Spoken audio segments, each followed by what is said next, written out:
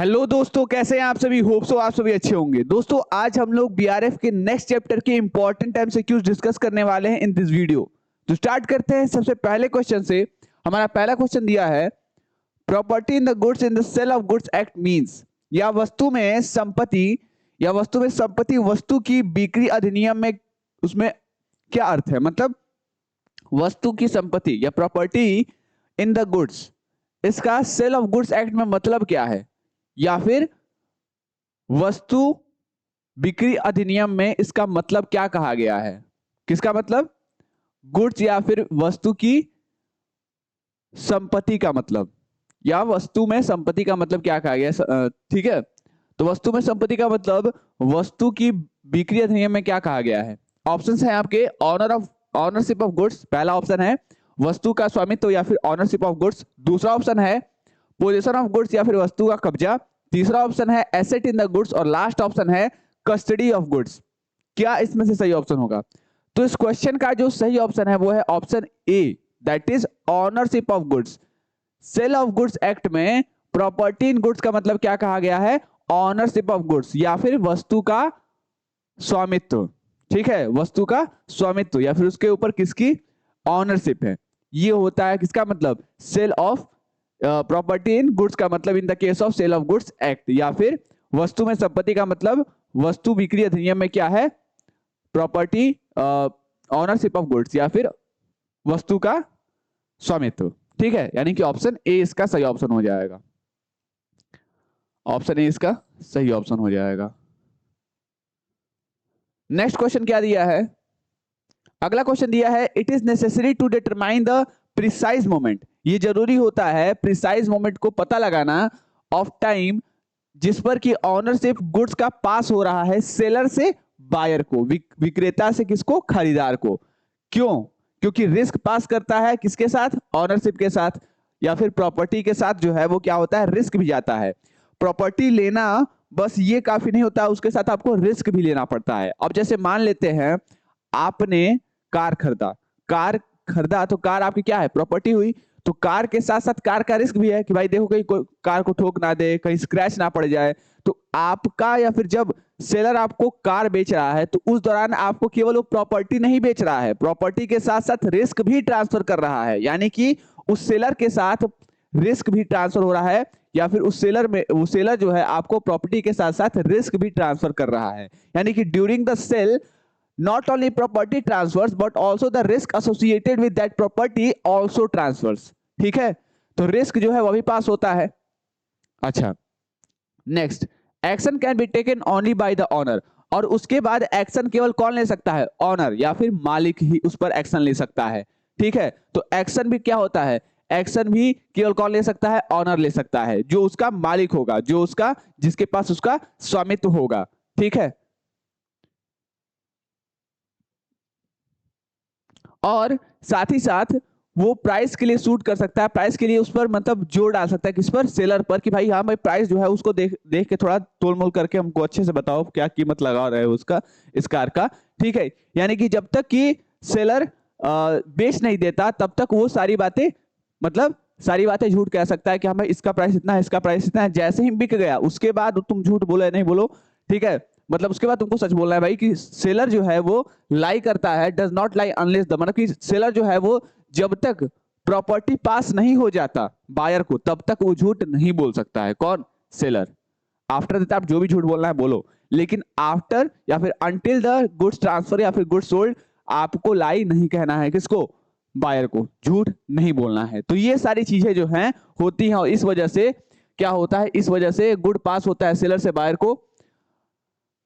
तो precise moment of time को determine करना जरूरी होता है जिस पर कि ऑनरशिप गुड का पास हो रहा है सेलर से बायर को। यानी कि समय के सटीक क्षण को निर्धारित करना आवश्यक है जिस पर वस्तु का स्वामित्व विक्रेता से खरीदार तक जाता है, क्योंकि संपत्ति के साथ जोखिम भी गुजरता है। कार्यवाही केवल मालिक द्वारा की जा सकती है और विक्रेता द्वारा कीमत के लिए वाद तब तक झूठ नहीं बोलता जब तक कि संपत्ति खरीदार को नहीं दी जाती है। जब तक संपत्ति खरीदार को नहीं दी जाती है तब तक विक्रेता द्वारा कीमत के लिए वाद तब तक झूठ नहीं बोलता।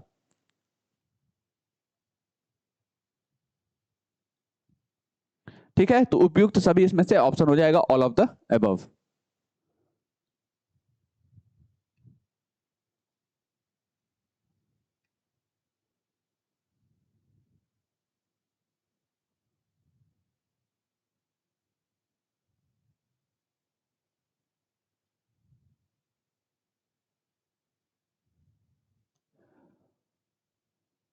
नेक्स्ट क्वेश्चन, अगला क्वेश्चन क्या दिया है कि the ownership in specific goods to be put in deliverable state passes.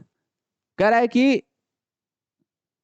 जो ऑनरशिप है किसी भी स्पेसिफिक गुड्स में, जिसको कि to be put in deliverable state passes, जिसको कि रखा जाएगा डिलीवरेबल स्टेट में, वो कहां से पास करता है? जब सेलर खरीदता है गुड्स को डिलीवरेबल स्टेट में और buyer has notice thereof, जब goods brought in deliverable state by the seller या द कॉन्ट्रैक्ट इज मेड, या फिर तब जब इंटेंशन क्लियर हो। कह रहा है कि सुपर्दगी योग्य अवस्था में रखे जाने वाले विशिष्ट वस्तु का स्वामित्व कहां से गुजरता है? तो ऑप्शन ए दिया है, जब विक्रेता वस्तु को सुपुर्दगी योग्य स्थिति में लाता है और खरीदार को इसकी सूचना मिलती है। जब विक्रेता द्वारा वस्तु को सुपुर्दगी योग्य स्थिति में लाया जाता है, या तब जब अनुबंध किया गया हो, या फिर जब नीयत साफ हो। तो क्या होगा इसका सही ऑप्शन? जब सेलर गुड्स को खरीदे डिलीवरेबल स्टेट में और बायर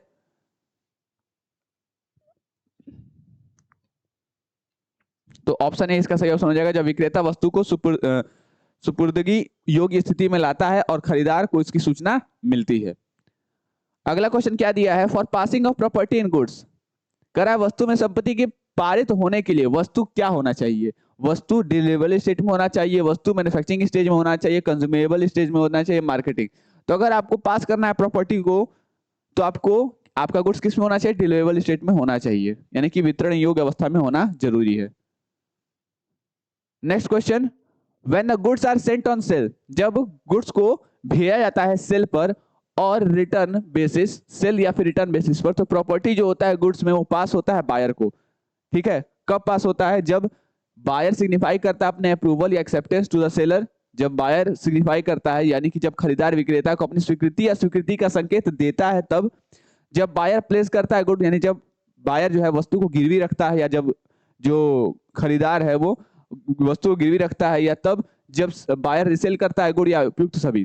तो देखिए, गुड्स जब बेचा जाता है या फिर जब वस्तु बिक्री वापसी के आधार पर भेजा जाता है, जब वस्तु को वस्तु बिक्री या वापसी के आधार पर भेजा जाता है, मतलब वस्तु का जो बिक्री है मतलब वापसी है, इसके आधार पर हम क्या करते हैं? गुड्स को भेजते हैं। मतलब जब वस्तु को क्या किया जाता है? भेजा जाता है। किसके आधार पर?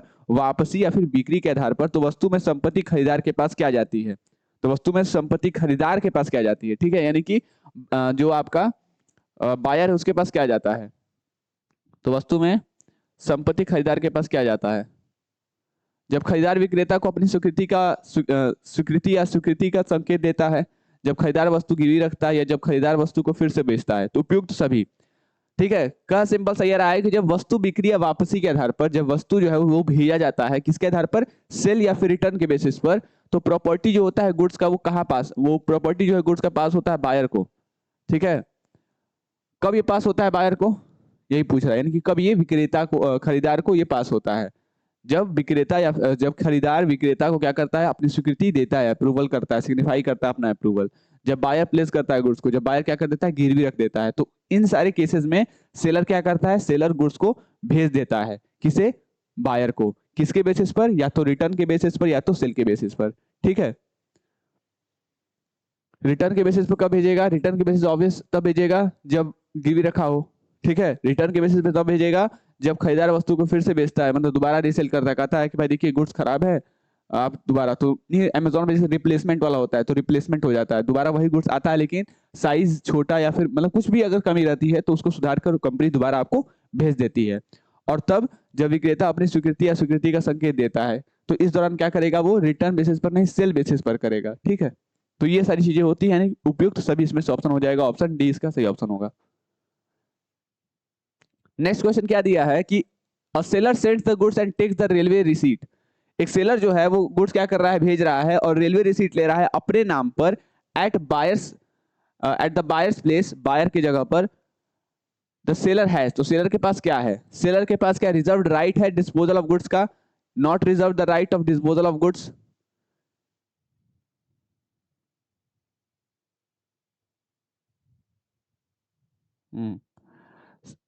reserve the right of disposal of goods, not reserve the right of disposal of goods, may reserve the right of disposal of goods, या फिर लास्ट ऑप्शन है the question of reserving the right of disposal does not arise।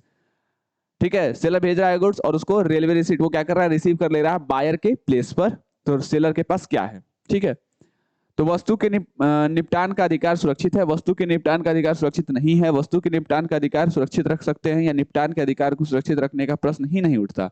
तो seller के पास क्या है, seller के पास has reserve the right, उसने क्या कर लिया है, अधिकार को सुरक्षित रखा है, किसके, डिस्पोजल ऑफ गुड्स का जो अधिकार है उसको सुरक्षित रखा है, right of disposal of goods को रिजर्व रखा है, यानी ऑप्शन ए इसका सही ऑप्शन हो जाएगा।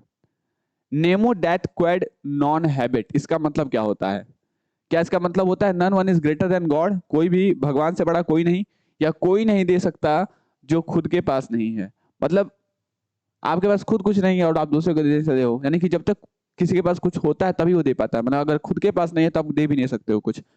Everyone can give everything he has, हर एक व्यक्ति वो चीज दे सकता है अगर जो हर एक चीज उसके पास है, हर एक व्यक्ति वो चीज दे सकता है जो हर एक चीज उसके पास है। और everyone is bound by his habit, आदत से हर कोई बंधा है। तो क्या इसमें सही ऑप्शन हो जाएगा, तो इसका सही ऑप्शन हो जाएगा ऑप्शन बी, कि कोई नहीं दे सकता है जो खुद के पास नहीं है, यानी कि कहने का मतलब ये है सिंपल सा कि भाई खुद के पास कुछ नहीं है और आप देने चले हो, ठीक है, खुद पैसा में नहीं कहते हैं लोग, कहावत है कि भाई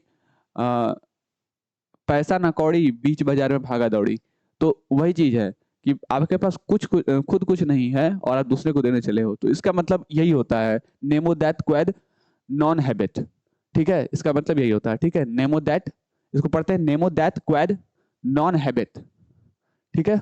अच्छा नेक्स्ट क्वेश्चन क्या दिया है, प्रॉपर्टी को स्पेसिफिक या असर्टेन गुड्स के रिस्पेक्ट में पास करने के लिए इंटेंशन पार्टीज का पता लगाया जा सकता है, कहां से, पार्टीज का इंटेंशन कहां से पता लगाया जा सकता है, क्या अनुबंध के शर्तों से, क्या पार्टीज के कंडक्ट से, उनके व्यवहार से, या उनके आचरण से, केस के सर्कमस्टांसेस से, या ऑल ऑफ द अबव। तो इसका सही ऑप्शन क्या हो जाएगा, इसका सही ऑप्शन हो जाएगा all of the above.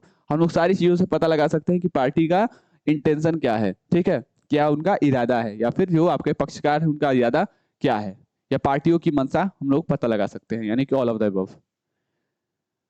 Next question, under the sale of goods act 1930 mercantile agent जो टर्म है, इसका मतलब मर्केंटाइल एजेंट होता है हैविंग एज सच एजेंट, जिसको अथॉरिटी किस चीज की होती है, गुड्स को बेचने और कंसाइन करने की, for the purpose of sale, goods को खरीदने की, मनी रेज करने की, सिक्योरिटी ऑफ गुड्स के बेसिस पर, ठीक है, और do all of the above. तो इसमें से सही चारों है वैसे, उपयुक्त सभी, क्योंकि सेल ऑफ गुड्स के अंडर में मर्केंटाइल एजेंट वो होता है जो कि गुड्स को बेचता है या फिर कंसाइन करता है, गुड्स को खरीदता भी है, पैसे भी रेज करता है सिक्योरिटी ऑफ गुड्स के आधार पर, ठीक है।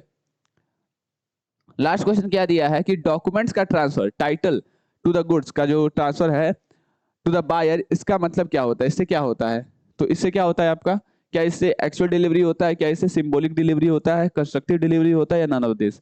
तो इससे आपका क्या होता है, सिंबॉलिक डिलीवरी होता है।